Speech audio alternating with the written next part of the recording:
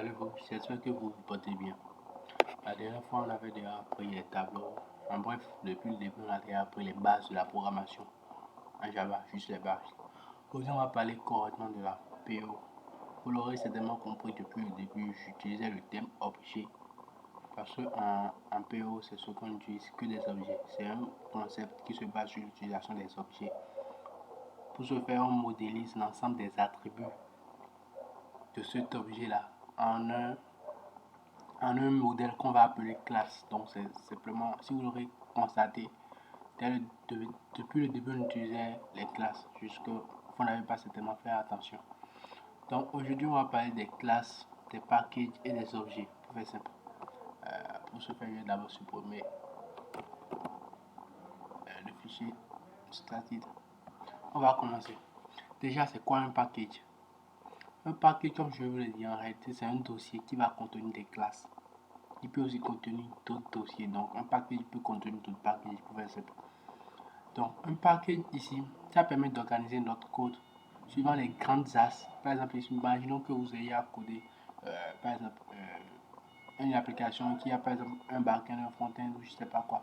Donc, vous ne pourrez pas certainement mettre tout ensemble. Donc, il faudra séparer. C'est là qu'interviennent les packages.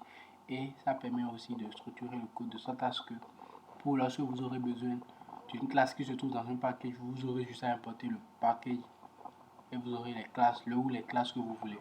Donc pour faire ça, on va commencer par créer un package. Pour ceux qui utilisent IntelliJ comme voix, vous venez juste sur le dossier SX et vous cliquez clic droit, New, et vous venez ici, package. Donc par exemple, je vais appeler ça main, juste main, tout simplement. Dans le package maintenant, il y a ce qu'on appelle les classes. Donc dès le début, on utilise les classes. On va créer notre nouvelle classe, tout simplement, classe. Et ici, on va modéliser la classe humaine. Pour faire simple, la classe humaine. Donc, on va modéliser la classe humaine. Ici, je vais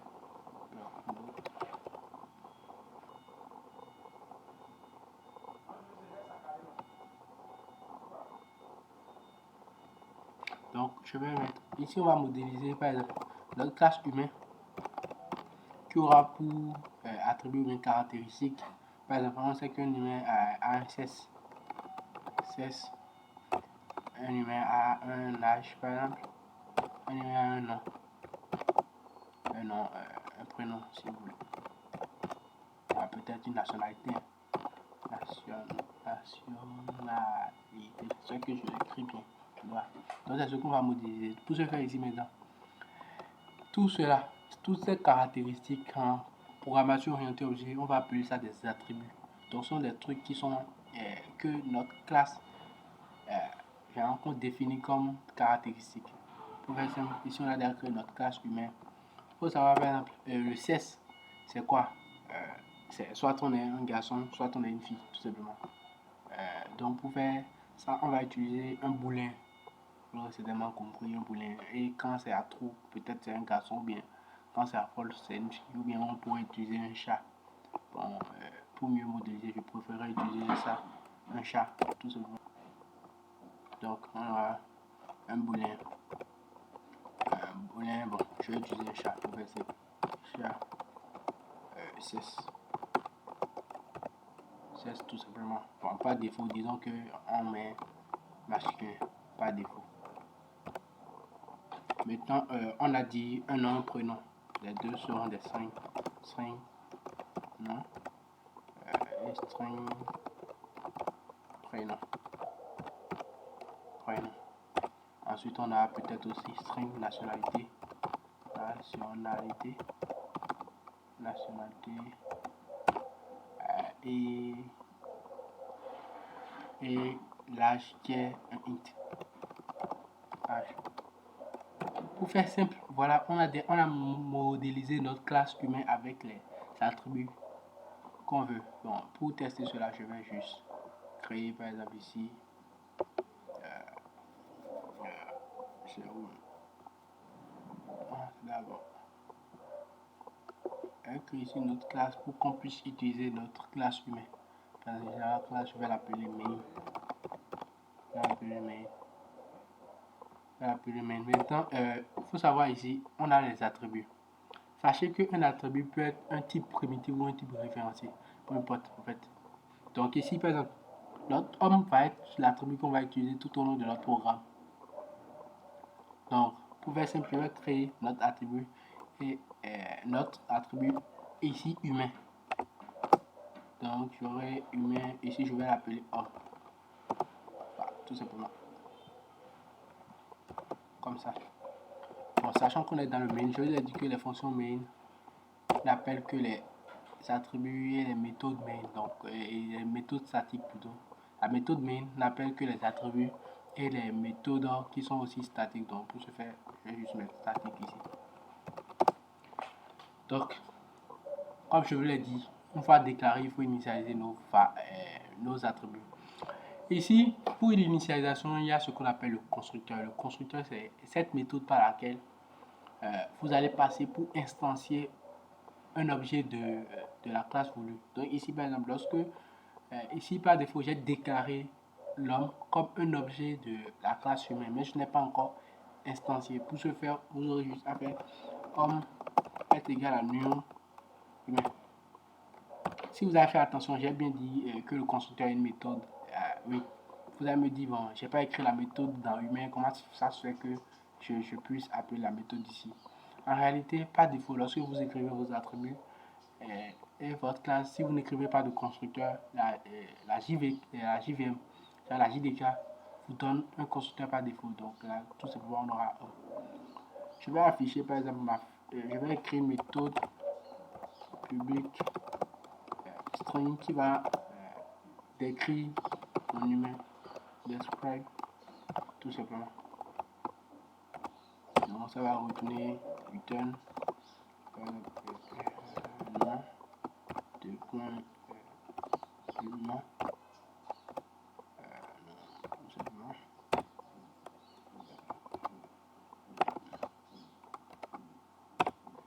Prénom de point et je mets le prénom tout simplement et peut-être le cesse aussi, ouais, cesse, le cesse aussi et le cesse tout simplement. Pour les autres, on va voir plus, bon, je pouvais mettre aussi l'âge et la nationalité, l'âge tout simplement, et je fais plus âge. Sachez que ça ne va pas faire de retour à la ligne tant que je ne vais pas ajouter slash back n pour dire d'aller à la ligne. Sinon, en temps normal, ça ne fera pas de retour à la ligne. Donc, ok, slash back n, slash back n, tout simplement. Donc, on va appeler notre méthode ici. Donc, je vais faire system.out.println et je mets non point describe, tout simplement. J'aurai juste à exécuter.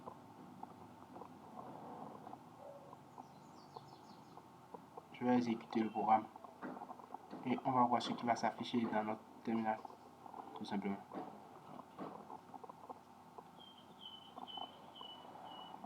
Ok, on va voir. Donc vous avez nom, j'ai nul, prénom, nul, 16, MH0, tout simplement. Donc, en réalité, que s'est-il passé? Quand on a écrit cette ligne, on a instancié ça. Donc la JDK nous a fourni les valeurs par défaut des différents types qu'on a utilisés. Par défaut, un int, ça valeur par défaut c'est 0. Bon, le 16, moi-même je l'ai défini ici, que c'est par défaut c'est M, tout simplement. Le nom et le prénom, ça m'a envoyé nul. Maintenant, que se serait-il passé si vous n'avez pas instancié ça? Vous aurez certainement eu une erreur. Parce que pour utiliser une variable, genre un attribut, il faut forcément l'instancier, que ce soit un type référence, un type par référence ou un type primitif, vous devez l'instancier. Vous voyez ici, exception in trade main, Java link, null pointer exception, cannot invoke main, human describe because main human, main is nul. En fait, donc, par défaut, c'est nul. Donc, il faut n'oubliez jamais d'instancier une variable, un attribut que vous devez utiliser, tout simplement. Donc, là, on a déjà un prototype, on sait comment afficher, créer une classe, comment créer un objet. Maintenant, on va interagir avec l'objet. Imaginons que notre programme, par exemple, on demande à l'utilisateur de scanner ces informations, on lui réaffiche cela. Donc, pour faire simple, je vais utiliser toujours notre classe scanner là. Scanner, tout simplement. SC est égal à new scanner.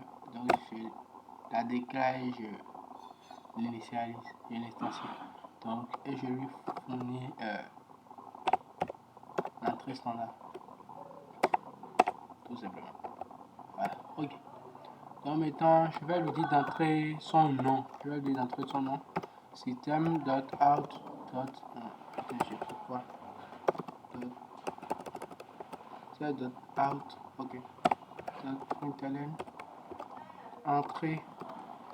Entrez votre nom, tout simplement. Entrez votre nom. Et je scanne maintenant le nom. Donc pour exemple, je vais faire homme. Pour avoir accès aux attributs, vous aurez juste à écrire point comme les méthodes. Homme.nom, par exemple, est égal à, je mets maintenant mon scanner point next line.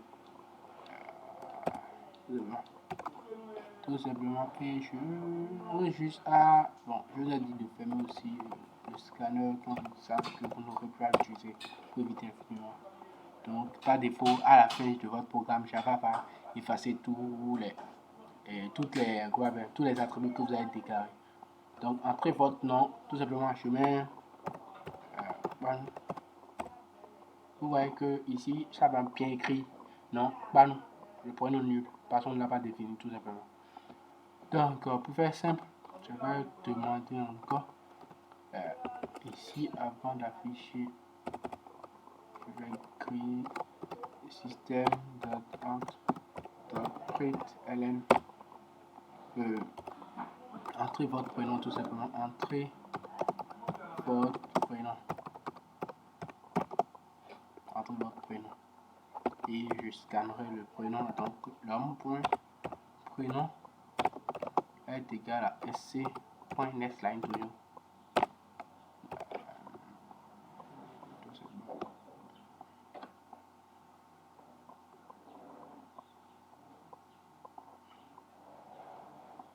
Donc, on a entré votre nom,